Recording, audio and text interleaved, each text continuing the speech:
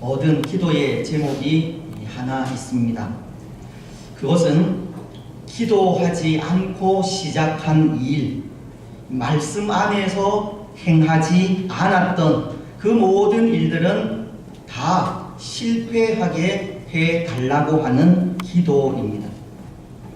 영적인 삶이 날마다 새로워지지 않으면 고난을 달라는 기도입니다. 물론 기도하지 않고 시작한 일, 말씀 안에서 행하지 않은 그 모든 일들은 하나님께서 다 실패하게 하시겠지만, 기도 없이 시작하고 말씀 안에서 행하지 않은 그 모든 일은 실패를 달라고 기도합니다. 왜냐하면 말씀 안에서 행하지 않은 그 일의 실패를 경험해 봐야 말씀 안에서 사는 삶이 얼마나 귀중한 삶인지 알 수 있기 때문입니다. 기도하지 않고 시작한 일에 실패를 맛보아야 기도로 시작하는 삶이 얼마나 중요한지를 깨달을 수 있기 때문입니다. 말씀 없이 사는 삶은 실패의 삶이고, 기도 없는 삶은 영혼이 영적으로 병든 삶이라는 것을 몸소 깨달아야 말씀 안에서 회복을 찾을 수 있고 기도할 수도 있기 때문입니다. 아시는 이야기일지 모르겠는데요, 어느 교회에 세 가족이 등록을 해서 공부를 하면서 죄에 대해 배우게 되었습니다. 하나님께서 태초의 사람인 아담과 하와에게 에덴 동산 중앙에 있는 나무의 그 열매를 먹지도 말고 만지지도 말라라고 하셨지만, 그들은 뱀의 유혹에 빠져 그 열매를 다 먹고 말았다고. 그래서 그것이 원죄가 되어 오늘 우리에게까지 전해져 오고 있다는 말씀을 듣게 되었습니다. 그러자 그때 그 세 가족이 흥분을 하면서 말을 하는 겁니다. 야, 아담과 하와가 도대체 어느 나라 사람이냐고. 야, 아담과 하와가 만약 우리나라 사람이었다면 죄를 짓지 않았을 것이다 라고 하는 겁니다. 그래서 왜냐고 물었더니 그분의 대답이, 여러분 짐작하실지 모르겠는데요, 아담과 하와가 우리나라 사람이었다면 선악과가 아니라 그 뱀을 잡아 먹었을 것이기 때문이다 라고 대답을 하는 겁니다. 그런데 저는 생각에, 모르긴 몰라도 이 아담과 하와도 그들이 범죄한 그날 그 하루를 시작하면서 하나님께 기도하지 않았던 것이 아닐까, 그래서 뱀의 유혹에 넘어가지 않았을까 생각해 봅니다. 여러분, 오늘 우리는 어떻습니까? 오늘 하루를 시작하면서 기도하셨습니까? 말씀으로 하루를 여셨습니까? 만약 오늘 하루를 그렇게 시작하지 않았다면 죄송하지만 우리가 드리는 이 예배, 우리가 가진 계획 다 실패했으면 좋겠습니다. 물론 그럼에도 하나님은 우리의 예배를 받으시고 변함없이 은혜와 사랑을 주시겠지만, 말씀으로 하루를 시작하지 않는다든지 기도 없는 삶을 살 때 우리는 반드시 실패해야 하고 고통을 당해야 합니다. 그 실패의 고통 속에서 하나님과 함께하는 삶의 소중함을 알아야 하기 때문입니다. 그 실패의 삶 속에 무엇이 중요한지를 깨달아야 하기 때문입니다. 사실 저는 오늘 우리가 더 많은 아픔을 경험해야 하고 더 많은 어려움을 맛보아야 한다 생각합니다. 더 많은 고통을 당해야 한다 생각합니다. 왜냐하면 오늘 우리는 하나님을 떠나고 있기 때문입니다. 우리의 영적인 활동이 중단되어 가고 있기 때문입니다. 믿음을 가진 우리가 부패해가고 있고 순결함을 잃어가고 있으며 하나님을 두려워하지 않는 삶을 살아가고 있기 때문입니다. 하나님 없이 사는데 실패하지 않는다는 것은 이상한 일이고, 이 영적인 성장이 없는데 잘 된다는 것은 말도 되지 않는 일이기 때문입니다. 그래서 하나님 없는 삶은 실패라는 것을 깨달을 수 있도록 더 많은 어려움과 더 많은 고통을 당해야 한다는 겁니다. 그런데 여러분, 이것은 바꾸어 말씀을 드리면 오늘 우리에게는 회복되어야 할 것들이 너무나도 많다는 것을 가르치는 겁니다. 예전 같지 않은 우리 신앙의 삶을 바라보면서 우리 속에 잃어버린 하나님을 향한 열정을 바라보면서 하나님 없이 살아가는 이 시대를 바라보면서 회복해야 할 것들이 많다는 겁니다. 다시는 실패로 인한 고통을 당하지 않기 위해 회복해야 할 것들이 많이 있다는 겁니다. 여러분, 무엇이겠습니까? 오늘 우리는 무엇을 회복해야 하겠습니까? 다시는 실패하지 않기 위해 회복해야 할 것이 무엇이겠습니까? 오늘 본문은 보십시오. 이 말씀은 예루살렘의 회복을 말씀하고 있는데요, 오늘 우리는 예루살렘의 회복, 예루살렘이 회복되는 이 모습을 바라보면서 과연 오늘 우리에게서 회복되어야 할 것이 무엇인지를 생각하려고 합니다. 여러분, 오늘 우리가 읽은 이 말씀은 이 총독이 느헤미야가 포로된 이스라엘을 이끌고 예루살렘으로 돌아온 이후 무너진 성벽을 재건한 때의 일을 기록하고 있습니다. 근데 이전에도 이런 일이 있었는데요, 이 스룹바벨이라고 하는 사람의 인도로 이스라엘은 예루살렘으로 돌아온 이후에 주위의 온갖 반대와 모함 속에서도 성전을 재건한 일이 있었습니다. 근데 그 일이 이스라엘 백성들에게 얼마나 감격적이었는지 모릅니다. 오랜 포로 생활 가운데 그토록 그리워하던 예루살렘으로 돌아와 이 무너진 성전을 자신들의 손으로 직접 재건했기 때문에 그 감격은 이루 말할 수가 없었던 겁니다. 그래서 성전이 재건되자 노인들은 과거에 화려했던 그 솔로몬의 영광을 기억하면서 울었다고 했고, 젊은이들은 기뻐하면서 찬송했다고 했습니다. 에스라서를 보면 3장 12절은 이렇게 말씀을 하십니다.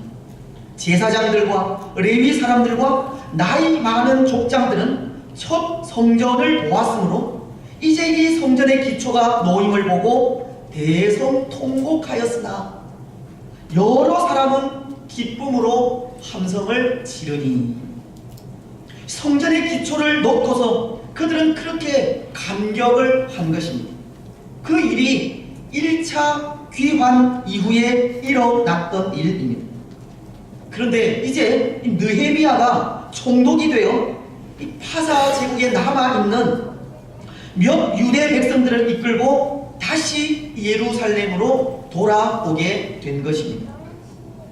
그리고 이들도 예루살렘으로 돌아와 무너진 성벽을 수축하게 되었고, 마침내 성벽이 다 쌓아진 7월 1일에 이 수문 앞 광장에 모여 하나님의 성회로 모이게 되었습니다.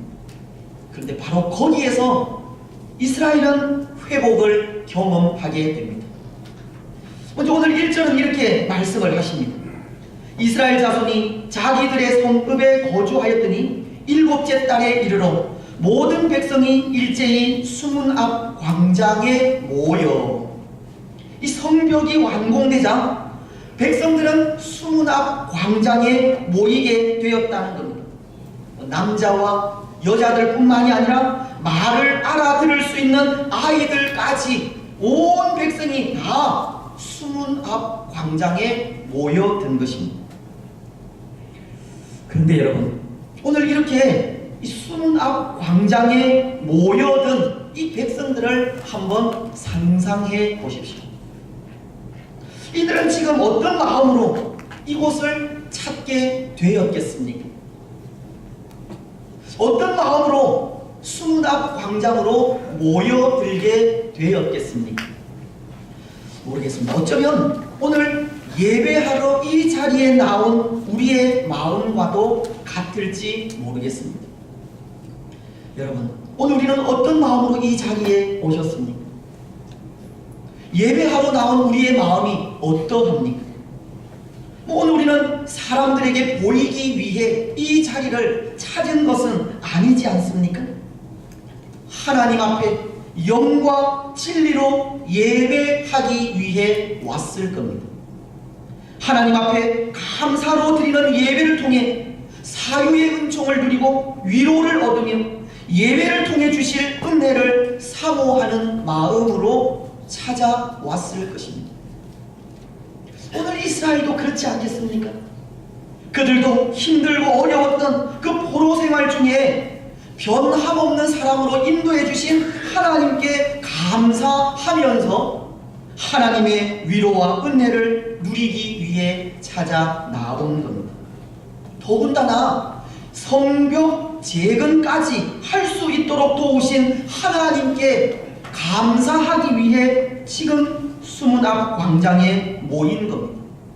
누가 시켜서가 아니라 사람들에게 보이기 위해서가 아니라 은혜를 사모하는 마음으로 자원하여 모인 겁니다. 그렇습니다. 그런데 이 회복이라는 것은 바로 거기에서부터 시작합니다. 하나님께서 주신 은혜와 사랑을 기억하면서 감사하는 마음으로 자원하여 모이는 데에서부터 회복은 시작이 된다는 겁니다. 주신 은혜를 기억하면서 다시금 그 은혜를 사모하여 모이는 모임으로부터 회복은 시작이 되는 겁니다. 오늘 이스라엘이 지금까지 자신들을 인도하신 하나님의 은혜를 기억하면서 다시금 그 은혜를 사모하는 심정으로 모였듯이 그렇게 사모하여 모이는 자리가 회복의 자리가 되는 겁니다. 사랑하는 여러분, 하나님의 은혜를 사모하여 모이는 데에서부터 회복은 시작이 됩니다. 그렇다면 오늘 우리는 어떻습니까? 오늘 우리에게도 하나님의 은혜를 사모하는 마음이 있습니까? 혹 이전 같지 않은 우리 신앙의 삶을 바라보면서 회복을 소원하는 마음이 있습니까? 그렇다면 우리도 모여야 합니다. 하나님의 은혜를 소망하면서 그 은혜를 더욱 사모하는 심령으로 모여야 합니다. 거기에서부터 회복은 일어나기 때문입니다. 그런데 어쩌면 오늘 우리는 그런 것 같습니다. 모이기를 좋아하지 않는 것 같습니다. 모여서 함께 하는 것을 싫어하는 것 같습니다. 물론 바쁘고 피곤하기 때문에 또 오늘 이 시대는 지극히 개인주의적인 시대이기에 모이기를 좋아하지 않는 것 같기도 하지만, 근데 그렇게 우리에게서 모임이 사라진다는 것은 십자가의 사랑이 사라져 간다는 뜻이 아닐까 합니다. 구원의 감격이 식어져 가는 겁니다. 예수님의 사랑을 잃어가고 있는 겁니다. 사슴이 시냇물을 찾기에 갈급함 같은 그런 갈급함, 그런 은혜, 그런 사모한 마음을 잃어버린 겁니다. 그런데 오늘 우리는 탓만 합니다. 환경을 탓하기도 하고 사람을 탓하기도 합니다. 우리에게서 십자가의 사랑이 사라지고 구원의 감격이 식어지며 은혜에 대한 갈급함이 사라진 것은 모른 채 상황만을 탓할 때가 있는 겁니다. 사랑하는 여러분, 십자가의 사랑을 회복해야 합니다. 다시금 십자가를 되찾아야 합니다. 나를 위해 십자가를 지신 예수님을 다시금 바라보아야 합니다. 십자가 위에서 나를 위해 피 흘리시고 살찌져 죽어주신 예수님을 다시금 소망해야 합니다. 잃어버린 구원의 감격을 다시금 되새겨야 합니다. 우리가 예수님을 믿고 학습을 받으며 세례를 받던 그때의 그 감격 다시 회복해야 합니다. 그 마음으로 하나님 앞에 나와야 한다는 것. 사랑하는 여러분, 다시금 십자가를 의지하시고 다시금 나를 위해 십자가를 지신 예수님을 바라보시기를 바랍니다. 잃어버린 구원의 감격을 다시금 회복하십시오. 주의 은혜를 더욱 사모하며 나아오시기를 바랍니다. 사모함으로 모이기에 힘쓰는 우리들이 되시기를 바랍니다. 여러분, 오늘 이스라엘은 그렇게 모였습니다. 주의 은혜를 사모하는 심령으로 그들은 일제히 하나님 앞에 모이게 된 겁니다. 그런데 그들이 그렇게 모여서 한 일이 있습니다. 두 가지를 생각할 수 있는데요. 먼저 그 하나는 이전 그 솔로몬의 영광을 기억하는 일입니다. 과거 하나님의 도우심으로 세계 열국으로부터 존경과 두려움의 대상이 되었던 그 화려했던 과거를 기억하고 그때의 회복을 부르짖는 일이었습니다. 오늘 1절 하반절은 학사 에스라에게 여호와께서 이스라엘에게 명령하신 모세의 율법책을 가져오기를 청하매라고 하는데요. 여기 학자인 이 에스라는 느헤미야와 동시대의 사람으로서 느헤미야보다 먼저 예루살렘으로 귀환을 했습니다. 근데 앞서도 그가 쓴 에스라서를 인용하면서 1차 귀환 당시 이 성전을 재건한 이후 노인들이 과거에 화려했던 그 솔로몬의 영광, 그 성전을 기억하면서 울었다고 했듯이 오늘 이 이스라엘도 수무답 광장에 모여 그 옛날을 기억하면서 솔로몬의 영광, 이스라엘의 영광, 하나님의 영광을 회복하기를 눈물로 부르짖은 겁니다. 그들은 성벽을 재건한 후에 하나님의 영광이 회복되기를 소원하며 나아갔습니다. 여러분, 오늘 우리에게도 이런 회복이 일어났으면 좋겠습니다. 하나님의 영광이 다시금 회복되는 일이 일어났으면 좋겠습니다. 오늘 교회를 통해, 교회된 우리를 통해 하나님의 영광이 다시금 회복되는 은혜가 있었으면 좋겠습니다. 사실 오늘 이 시대는 하나님의 영광이 나타나지 않는 시대이지 않습니까? 믿는 우리가 영적인 힘을 나타내지 못하는 시대이고 선한 영향력을 끼치지 못하는 시대입니다. 어쩌면 우리 스스로가 하나님의 영광을 저버린 시대가 되었습니다. 때로 물질을 제1로 여기고 권력을 탐하며 말씀에서 떠나는 삶이 우리 스스로 우리 마음의 성전을 허물어 버린 겁니다. 오늘 이스라엘은 허물어진 성벽을 재건하면서 하나님의 영광을 꿈꾸고 있는데 오늘 우리는 이미 허물어져 있는 우리 마음의 성전을 보고도 아파하는 마음 없이 그저 당당하게 살아갈 정도로 하나님의 영광을 스스로 저버리고 있는 겁니다. 무너진 우리 마음의 성전은 보수할 생각도 없이 우리가 누릴 영광만을 추구하며 나아가는 겁니다. 우리를 통해 하나님의 영광이 회복되는 것이 아니라 점점 무너져 가는 겁니다. 여러분, 무너진 우리 마음의 성전 어떻게 재건해야 하겠습니까? 어떻게 하나님의 영광을 회복할 수 있겠습니까? 우리 마음이 예수님이 거하시는 전이 되게 해야 합니다. 고린도전서는 3장 16절을 통해 이렇게 말씀을 하십니다. 너희는 너희가 하나님의 성전인 것과 하나님의 성령이 너희 안에 거하시는 것을 알지 못하느냐. 우리 마음이 예수님이 거하시는 전임을 알아야 합니다. 우리 마음속에 예수 그리스도가 재건되어야 합니다. 우리 마음속에 다시금 예수님을 모셔야 합니다. 그래야 하나님의 영광을 회복할 수 있습니다. 구약 성경인 학개에서는 2장 9절 상반절을 통해 이렇게 말씀을 하십니다. 이 성전의 나중 영광이 이전 영광보다 크리라. 이 말씀은 이스라엘이 포로에서 돌아와 재건한 그 성전의 영광보다 나중의 영광이 더 클 것이라고 하는 그런 말씀인데요, 장차 예수 그리스도가 임할 때 그 영광은 이루 말할 수 없을 정도로 클 것이라는 것을 말씀하는 겁니다. 다시 말씀을 드리면 우리 마음속에 예수 그리스도가 온전히 자리할 때 하나님의 영광은 회복될 수 있다는 겁니다. 사랑하는 여러분, 예수 그리스도로 우리의 마음이 다시 회복되시기를 바랍니다.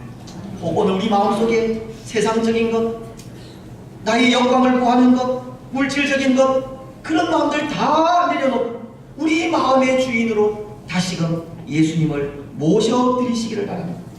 우리 마음에 무너진 성전에 예수 그리스도를 모셔드리십시오. 그래서 예수 그리스도로 인하여 하나님의 영광을 회복하시기를 바랍니다. 이제 또 하나, 오늘 수문학 광장에 모인 이스라엘이 했던 일이 있습니다. 하나님의 말씀을 읽고 듣는 일입니다. 1절 하반절은 그들 이스라엘이 수문학 광장에 모여 학사 에스라에게 여호와께서 이스라엘에게 명하신 율법책을 가져오기를 그렇게 청했었는데요, 그 이유가 있습니다. 하나님의 뜻을 바르게 알기 위해서입니다. 말씀이 가르치는 삶이 무엇인지, 하나님의 백성 된 삶이 무엇인지, 그 삶이 회복되기를 원해서입니다. 그래서 그들은 율법책을 가져오기를 청한 겁니다. 그런데 여러분, 오늘 그 율법책을 대하는, 말씀을 대하는 이스라엘 백성들의 모습을 보십시오. 그들에게는 이 간절함이 있었습니다. 은혜를 사모하는 마음이 있었습니다. 3절은 학사 에스라가 율법책을 읽을 때 모든 백성들이 그 말씀에 귀를 기울였다라고 하기 때문입니다. 또 4절 이하의 말씀을 보시면 그들은 나무 강단을 만들어서 에스라가 그 위에 올라서도록 하고, 에스라가 그 단 위에 서서 책을 펼 때에 그들 모두는 그 자리에서 일어났다고 합니다. 그리고 에스라가 하나님을 송축할 때는 온 백성들이 아멘 하면서 몸을 굽혀 함께 하나님을 경배했습니다. 6절은 이렇게 기록을 하는데요, 에스라가 위대하신 하나님 여호와를 송축하며 모든 백성이 손을 들고 아멘 아멘 하고 응답하고 몸을 굽혀 얼굴을 땅에 대고 여호와께 경배하니라. 근데 이 모습은 단순히 하나님께 대한 예의의 차원이 아닙니다. 또한 외식적인 모습이나 형식적인 모습도 아닙니다. 하나님의 말씀에 대한 이 사모함의 표현입니다. 그들은 말씀에 대한 갈망이 있었던 겁니다. 간절함이 있었고 진실함이 있었습니다. 근데 여러분, 또 그런 것 같습니다. 이 회복이라고 하는 것은 이 성전을 재건하고 성벽을 새롭게 쌓으며 새로 단장하는 그 외부적인 모습도 중요하지만, 그와 함께 더 중요한 것은 이 내적인 회복입니다. 말씀을 통해 회복되는 내적인 성장이 더 중요하다는 겁니다. 왜냐하면 이 내적인 성숙이 참된 회복이기 때문입니다. 오늘 이스라엘도 보십시오. 그들은 말씀을 사모하여 하나님 앞에 간절함으로 서게 되자 내적인 변화가 일어나기 시작하는데요, 먼저 8절은 이렇게 말씀을 하십니다.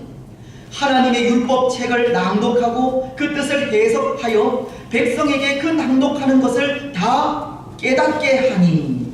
에스라가 율법책을 낭독하고 그 뜻을 깨닫게 하자 9절 상반절은 백성이 율법의 말씀을 듣고 다 우는지라. 백성들이 울었다고 합니다. 사실 학사 에스라는 그저 조용히 또박또박 말씀을 읽고 설명만 했을 뿐일 텐데 백성들은 그 말씀을 듣고는 운 겁니다. 하나님의 말씀이 그들의 영혼을 찔러서 그 마음을 새롭게 한 것입니다. 그래서 에스라가 율법을 낭독하자 그들은 자신들의 죄를 발견하고는 낮에 4분의 1은 율법책을 읽으면서 보냈고 또 낮에 4분의 1은 자신들의 죄를 자복하면서 하나님께 경배하며 나아갔습니다.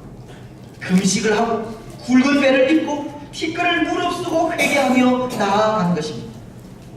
하나님의 말씀이 그들을 가르칠 때 그들은 말씀 앞에 변화되어지고 새로워지며 결단하게 되었다는 겁니다. 사랑하는 여러분, 회복은 말씀을 사모하여 말씀 앞에 서서 말씀을 읽고 듣고 묵상할 때 일어납니다.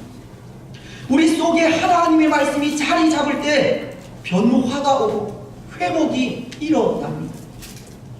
말씀이 우리 내면을 성숙으로 이끕니다. 오늘 우리에게도 이 말씀을 통한 회복이 일어나기를 바랍니다. 사실 저는 말씀을 전하는 목회자로서 이 회의가 들 때가 한 번씩 있습니다. 말씀을 전할 때 오늘 이스라엘과도 같은 이런 변화가 보이지 않기 때문입니다. 전한 말씀과는 전혀 다른 삶을 보일 때가 있기 때문입니다. 물론 거기에는 말씀을 전하는 저에게도 문제가 있겠지만 말씀을 듣는 우리에게도 문제는 있다 생각합니다.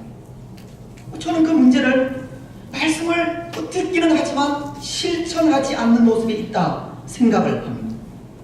말씀을 귀담아 듣지 않는 것에도 있습니다. 물론 우리의 완악함에도 있기도 합니다. 우리는 부패한 인생이어서 내 것을 고집하려 하고 말씀대로 살지 않으려고 하는 모습이 있기 때문입니다.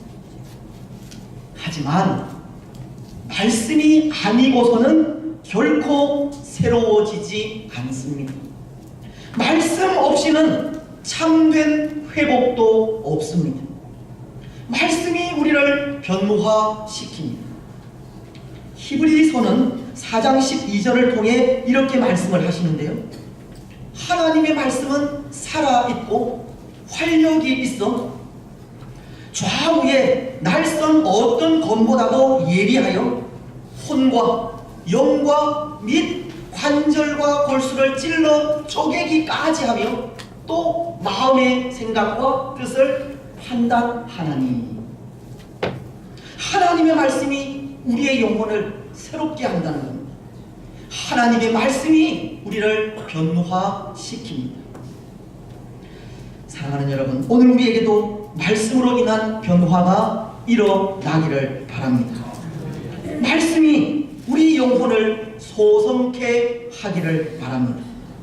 오늘 우리에게 말씀을 통해 내적인 성숙과 회복이 일어나기를 축복합니다. 이제 말씀을 맺겠습니다. 사랑하는 여러분, 오늘 이 시대는 다시금 회복이 필요한 시대입니다. 하나님과 동행하는 삶의 회복, 말씀과 함께하는 삶의 회복, 기도하는 삶의 회복, 하나님을 두려워하는 삶의 회복이 필요한 시대입니다. 왜냐하면 오늘날은 하나님의 영광이 사라져가는 시대이기 때문입니다. 우리 마음의 성전이 무너져 가는 시대이기 때문이고 변화를 싫어하는 시대이기 때문입니다. 너무 쉽게 쓰러지고 너무 쉽게 하나님을 떠나며 너무 쉽게 실패하는 시대이기 때문입니다. 그래서 다시는 이 실패로 인한 고통을 당하지 않기 위해 회복이 필요한 시대가 오늘 이 시대입니다. 여러분, 오늘 우리에게서 온전한 회복이 일어나기를 바랍니다. 하나님의 은혜를 사모하여 모이기에 힘쓰시고 잃어버린 십자가를 다시금 되찾으시며 예수님으로 인해 우리 마음에 무너진 성전을 재건하시기 바랍니다. 하나님의 말씀으로 내적으로 성숙해 가시기를 바랍니다. 그래서 그런 삶을 통해 회복된 삶을 사시고 회복된 삶으로 하나님의 영광을 위해 살아가는 복된 성도들이 되시기를 주님의 이름으로 축복합니다. 우리 찬송하겠습니다. 278장입니다.